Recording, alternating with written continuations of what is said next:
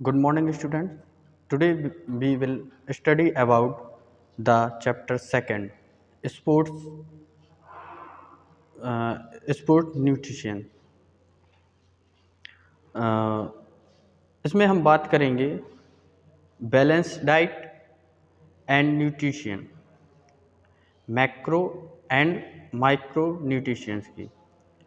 Number second में हम बात करेंगे nutritive and non nutritive components diet. और नंबर 3 हम बात करेंगे ईटिंग डिसऑर्डर। इसमें हम बात करेंगे एनोरेक्सिया, नर्वोसा और बुलिमिया। इसके बारे में हम बात करेंगे। नंबर 4 इफ़ेक्ट्स क्या होते हैं डाइट के परफॉर्मेंस के ऊपर, ठीक है ना। Number 5 eating for weight control, a healthy weight, the pitfalls of dieting, food intolerance and food myths क्या होते हैं, इनके बारे में हम बात करेंगे। Number 6 sports nutritions. इसमें हम बात करेंगे foods, meals, intake, pre, during and post competition. ये सब हम देखेंगे स्पोर्ट न्यूट्रिशन में। अब हम बात करते हैं meaning of balance diet. Meaning of balance diet क्या होता है? आप सभी जानते हैं कि हमारे शरीर के लिए एक बैलेंस डाइट बहुत ज़रूरी है। अगर हमारे शरीर को एक बैलेंस डाइट नहीं मिलेगी तो हमारा शरीर कई बीमारियों से होकर गुजरता है, ठीक है ना। तो इसमें हम सबसे पहले बात करेंगे इनटेक होता है, ठीक है ना। इनटेक क्या होता है? एडिबल्स का जो क्या कर सकता है, जो प्रोवाइड कर सकता है असेंशियल्स कंसिडेंस जो ज़रूरी होते हैं हमारे शरीर में। ये जो नाम हमने जो बताए हैं असेंशियल्स और कंसिडेंस, ये हमारे शरीर में हमारी बॉडी में ग्रोथ के लिए और मेंटेनेंस के लिए ये हमारे शरीर में बहुत ज़रूरी होते हैं, ठीक है ना। इससे क्या होता है कि हमारे शरीर को ये मेंटेन रखते हैं और जो भी डाइट हम लेते हैं इसको हमारी बॉडी के लिए ये पहुंचाते हैं। नंबर सेकंड है अ डाइट जिसके अंदर सारे असेंशियल फूड कंस्टिट्यूशन हैं, जैसे प्रोटीन्स हैं, कार्बोहाइड्रेट हैं, फैट्स हैं, विटामिन्स हैं, मिनरल्स हैं और वाटर। ये जो हैं ये हमारे बैलेंस डाइट में आते हैं। जो एक सही प्रोसेशन में एक सही मात्रा में हमारे शरीर में, हमारी बॉडी में होते हैं। नंबर 3 है हर इंडिविजुअल सेम डाइट की ज़रूरत नहीं होती है, यानी हर एक इंसान को सेम डाइट की ज़रूरत नहीं होती है। जैसे कई बार होता है कि कई ऐसे पेशेंट होते हैं, जैसे हार्ट पेशेंट मान लीजिए, डायबिटीज़ पेशेंट मान लीजिए, थायराइड पेशेंट मान लीजिए, लीवर पेशेंट्स मान लीजिए। तो उन्हें क्या होते हैं कि जो ये पेशेंट्स होते हैं उनको अलग अलग डाइट दी जाती है, उन्हें कभी एक सी डाइट नहीं दी जाती है, ठीक है ना। तो उन्हें जो हम अलग अलग डाइट देते हैं उसके लिए ज़रूरी नहीं कि हम सबको एक ही डाइट दें, ठीक है। इसके बाद अब हम बात करेंगे मीनिंग ऑफ न्यूट्रिएंट्स की। न्यूट्रिएंट्स की बात करते हैं तो नंबर फर्स्ट है जो साइंस होती है फूड की, और इसमें रिलेशनशिप होती है हेल्थ के साथ। कि किस तरीके की डाइट आप लेते हैं और इससे आपकी सेहत पे क्या असर पड़ता है। ठीक है ना, ये आपकी डाइट के ऊपर निर्भर करता है कि अगर आप जो डाइट ले रहे हैं वो सही ले रहे हैं या नहीं ले रहे हैं। अगर आप डाइट सही नहीं लेंगे तो आपका जो आपकी बॉडी है या आपका शरीर है वो कई बीमारियों से होके गुजरेगा। ठीक है ना, आपने सुना होगा कि सही डाइट लेने से कई बीमारियां हो जाती हैं। ठीक है, इसके बाद नेक्स्ट है, ये करता है डील डायनामिक प्रोसेस से, उस डायनामिक प्रोसेस से जिसमें आपका फूड डाइजेस्ट होता है। ठीक है ना, जो आप खाते हैं वो डाइजेस्ट होता है। ठीक है, और न्यूट्रिएंट्स जो होता है वो ऑब्जर्व होते हैं और ऑब्जर्व होने के बाद न्यूट्रिशंस डिस्ट्रीब्यूट होते हैं टिश्यूज़ में। ठीक है ना, पे यूटिलाइजेशन के लिए। और इसके बाद जो वेस्ट मटेरियल होता है, जो बॉडी के अंदर वेस्ट मटेरियल या जो कचरा होता है वो बाहर निकाल दिया जाता है बॉडी से। ठीक है ना, जो काम की चीज़ें होती हैं वो शरीर को दे देता है, आपके जैसे टिश्यूज़ को जिस चीज़ की ज़रूरत होगी वो टिश्यूज़ को दे देगा। ठीक है ना, यूटिलाइजेशन की जिसको ज़रूरत होगी वो यूटिलाइजेशन के लिए हो जाएगा। तो ये होता है। ठीक है ना, अब नेक्स्ट हम बात करते हैं माइक्रो न्यूट्रिशन की। ठीक ना, सॉरी, मैक्रो न्यूट्रिशन की। जैसे हमने अभी आपको बताया था कि दो प्रकार के न्यूट्रिशन होते हैं, एक मैक्रो न्यूट्रिशंस और एक माइक्रो न्यूट्रिशंस। ठीक है ना, तो सबसे पहले हम बात करते हैं मैक्रो न्यूट्रिशंस की। इसमें सबसे पहले मेजॉरिटी इंडिविजुअल डाइट के अंदर यही चीज़ आती है। क्या चीज़ आती है? Macro nutritions. ठीक है ना, इसे ज़्यादा से ज़्यादा क्वांटिटी में लिया जाता है, इसे सबसे ज़्यादा क्वांटिटी में लिया जाता है। ठीक, नंबर सेकंड, इसे लार्ज अमाउंट में भी लिया जाता है। ठीक है ना, ये सबसे ज़्यादा और लार्ज अमाउंट में लिया जाता है। नंबर थ्री, और ये एनर्जी, जो हमारी बॉडी में एनर्जी ऊर्जा की ज़रूरत होती है वह इसे देता है। और ये किस लिए ज़रूरी होता है? ये हमारी बॉडी की ग्रोथ और मेंटेनेंस के लिए बहुत ज़रूरी है।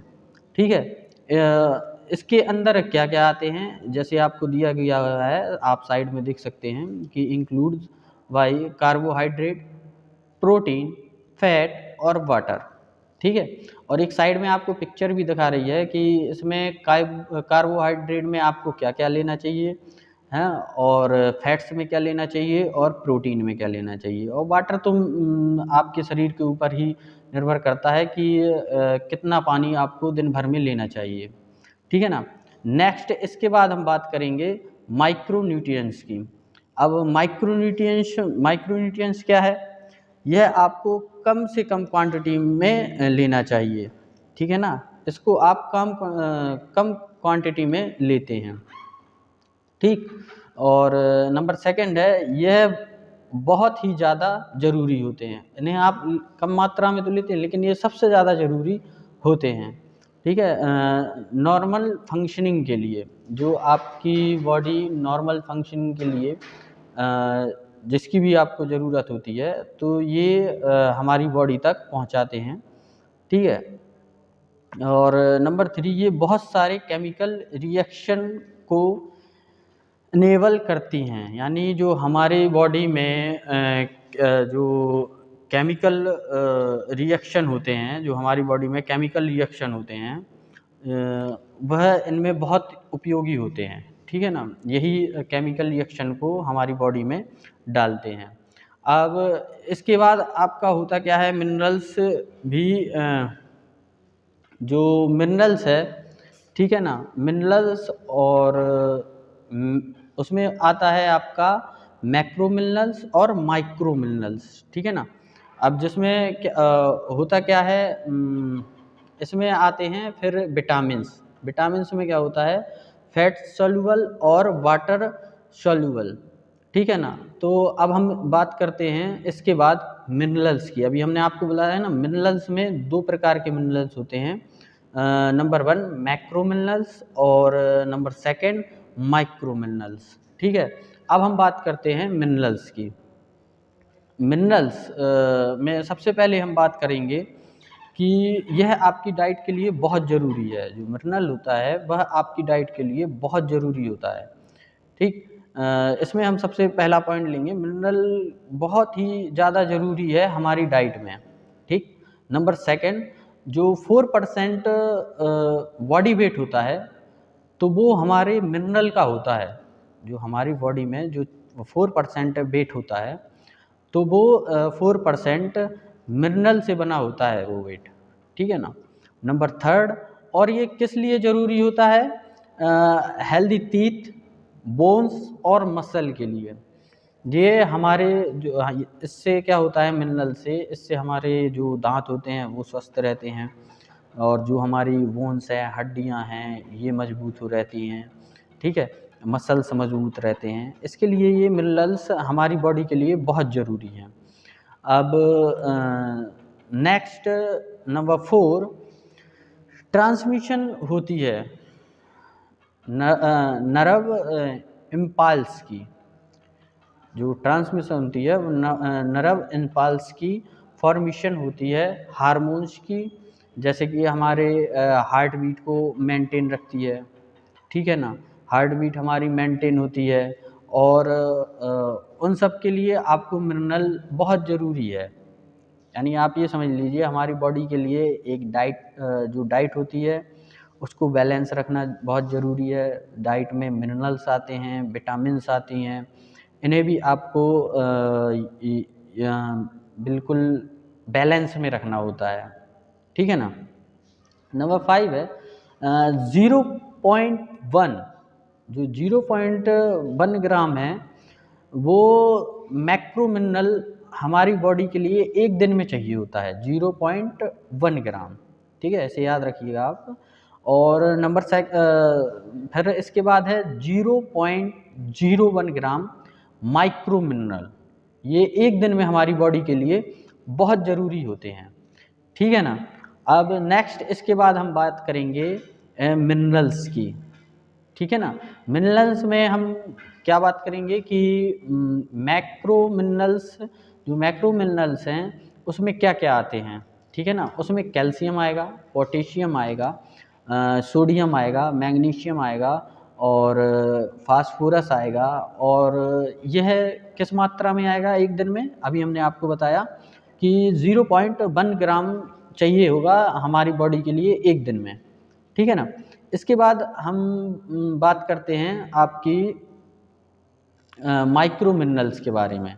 ठीक है, माइक्रो मिनरल्स के बारे में हम बात करेंगे तो इसमें हमें चाहिए iodine, iron, chromium, copper, cobalt. ये आपको चाहिए पड़ेंगे किस मात्रा में? 0.01 की मात्रा में आपकी बॉडी के लिए एक दिन में चाहिए पड़ देंगे। ठीक है। नेक्स्ट अब हम बात करेंगे विटामिन्स की।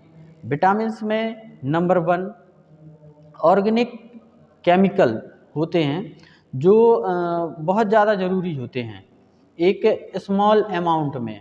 ठीक है ना। जो हमारे ऑर्गेनिक केमिकल्स होते हैं उसके लिए हमें सबसे ज़्यादा ज़रूरी होता है कि एक स्मॉल अमाउंट में हम विटामिन लेते हैं। नंबर 2 अगर आपकी डाइट में विटामिन नहीं होगा, अगर आपकी डाइट में विटामिन नहीं होगा तो डिफिशियंसी डिसीज़ कोज हो सकती हैं। यानी डिफिस कोज की वजह से यानी आप समझ सकते हैं कि आपकी बॉडी में कई प्रकार की बीमारियां होंगी। अगर आपकी बॉडी में विटामिन नहीं है, आप विटामिन नहीं लेते हैं तो आपकी बॉडी में बहुत सारी बीमारियां होंगी। ठीक है ना। और उन बीमारियों से जैसे कि ब्लड प्रेशर, हार्ट अटैक जैसी कई बीमारियां हो सकती हैं। ठीक, इसके बाद हम करेंगे फैट्स सॉल्युबल विटामिन होते हैं जो बनते हैं कार्बन से, हाइड्रोजन से और ऑक्सीजन से। जो फैट सॉल्युबल विटामिन्स होते हैं, ठीक है ना, वो कार्बन, हाइड्रोजन और ऑक्सीजन से बनते हैं। ठीक, इसके बाद बात करेंगे वाटर सॉल्युबल की। वाटर सॉल्युबल विटामिन में क्या होता है, जो वाटर सॉल्युबल विटामिन होता है वह नाइट्रोजन और सल्फर से बनता है, ठीक है ना।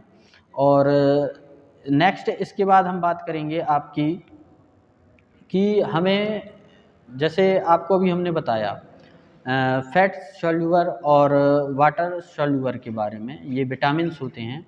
तो अब हम इसमें बात करेंगे फैट सॉल्युबर में आपको कौन कौन से विटामिन चाहिए पड़ेंगे। तो फैट सॉल्युबर में आपको विटामिन चाहिए पड़ेंगे vitamin A, vitamin E, vitamin के और विटामिन डी।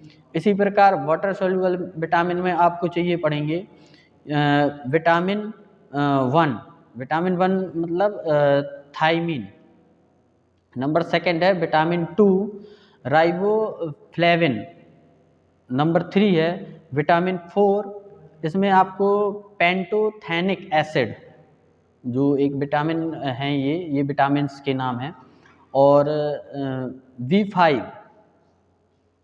फाइव में नाइट्रोटिन एमाइंड, विटामिन। और फिर इसके बाद दिया है B6, B7, B9, B12 और विटामिन सी, जो ये आपके विटामिन्स में आते हैं।